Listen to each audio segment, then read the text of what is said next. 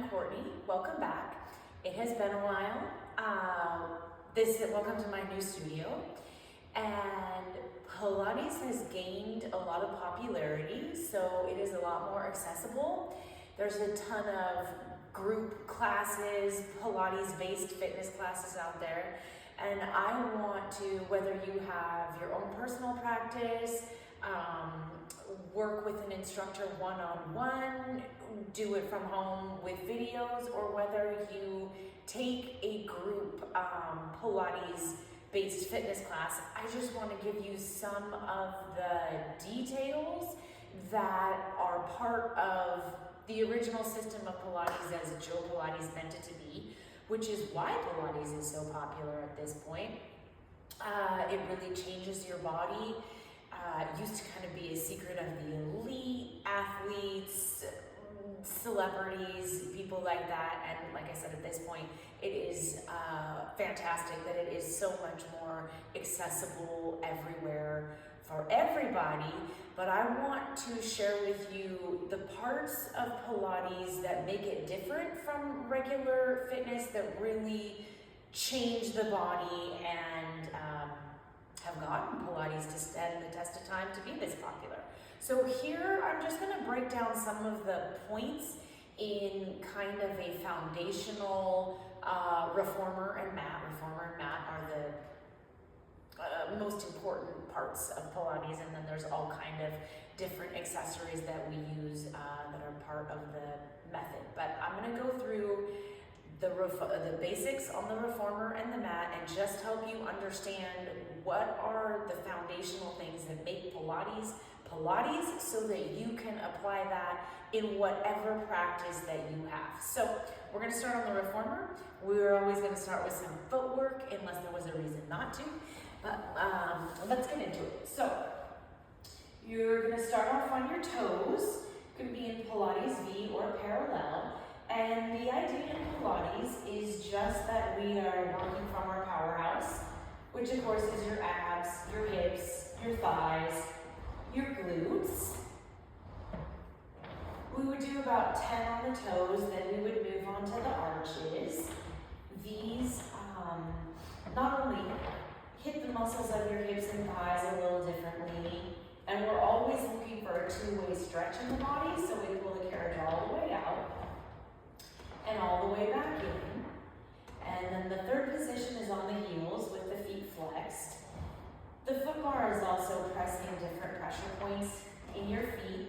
So that's the other really cool thing about Pilates is, yes, it gives you a long, uniformly toned and flexible body, but it also works on the interior of your body, internal organs, all that good stuff. Next is the tendon stretch, so we're back down on our toes. The body is long until your posture's tall. Heels lower and heels lift. Heels lower, heels lift, heels lower, and heels lift. So that is the footwork. The next exercise is called the 100. It is a warm-up. It's to get your blood flowing and give you it's a breath exercise. So if I was teaching a brand new beginner, I would have them keep their head down, keep their legs in the tabletop. Our arms are pumping. It's about 4 to 6 inches up and down. If the person was strong, I would have them lift their head. So we're going to inhale for the count of 5. And we're going to exhale for the count of 5. Inhale for the count of 5. If they were still feeling strong, I would have put some extension on the legs to give them a little bit more abs. And exhale for the count of 5. And if they're still feeling strong, I would go all the way for straight legs. Inhale for 5. And exhale for 5. And we would do that all the way to 100. Okay.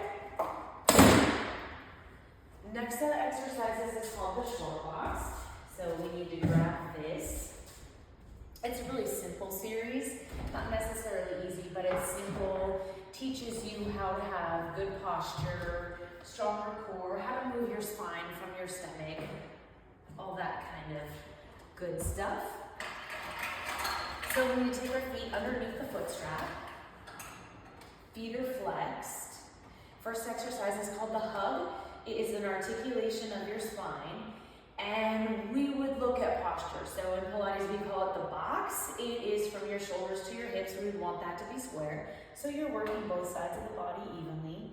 Roll back through your waist, roll yourself back up.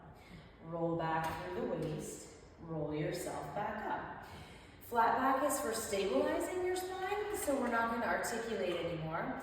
And I would either have somebody go ahead and raise their arms up into a full extension, or if maybe we were sort of just, you know, coming back from an injury or really trying to, starting from the ground up as far as fitness goes, you can place your hands against the box. You want to feel your abdominal and back muscles hold your spine tall. You're going to hinge back and hinge yourself up. Hinge back and hinge yourself up. We would do that, I don't know, about 5 times. And then side to side, we want to also be able to move our spine laterally, so it's a little side bend and back up to into the center. You're keeping tension against the foot strap, so your legs are alive, and moving through your waist to get a lateral bend in your spine. And then we want to twist. Those are the 3 important things that we want spines to do, right? Articulate, stabilize, side bend, and then the 4th would be twisting from your abdominal muscles and come center. And everything that you do in Pilates has a focus on decompressing your spine, so you're always trying to grow nice and tall and have good posture. Okay, then the tree. So you leave one leg in the strap, you bring one leg up into your chest. This is just a stretch of the back side of your body, your back and your hamstring. So I give the leg a little limber about 3 times. Walk your hands up the leg so it's easier for you to hold. A little flex and point of your foot 3 times. And then depending on, what's the level of fitness, how is a person's back, I might have you roll your body down the leg a little bit, climb yourself back up, lift tall, and find a stretch. We would do that 3 times, so I'm going to do it twice. Rolling down a little bit where you can control, bringing the body back up, lift your back, and find a stretch. And then obviously you can do that on both sides. Okay, the next set of exercises is called the stomach massage. And it's not exactly a massage, but it does, again, correspond to your internal organs. So that's a really important and unique part of Pilates, is that it's not just working your outside, but the inside. So your toes are on the bar. You want to find we call it a C curve in Pilates. It just means to put your spine and your abdominal muscles in flexion. You're going to stretch out, heels lower down, heels lift up, come back in. So this position opens your back. You get some stretch and some coordination of your legs. We can also, when we do the spring, bring the hands back, then we just do the same thing with the legs, but with a tall posture and an open chest. Remove another spring, so you're on 2 springs, for the reach. So now reaching through your spine and your arms, the heels are going to stay lifted. We would do that about 3 or 4 times. And then if you're really feeling up to it, you can add a twist through your waist, and then open through the upper body on the top. And it's nice to come in, grab the bar, and give yourself a stretch. Okay. The elephant is the next exercise. This one's done on 2 springs. And this is a very small movement. It's very isolated so that you can feel how your legs connect to your core. So you're going to pull up through your abdominals, press down through the heels. You move the carriage quite small, it's only about 4 inches, and you pull it back in with your stomach. 4 inches out, pull it in with the stomach. And the small movement actually helps you to use your muscles.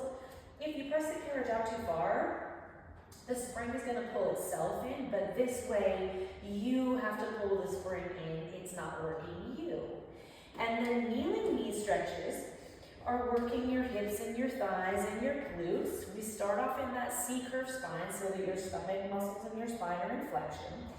You press the carriage and pull it all the way back in. And you may manage your range of motion so that it doesn't change the shape of your spine. You're able to control that. Then we do an arched back. We would do about 8 to 10 of each position.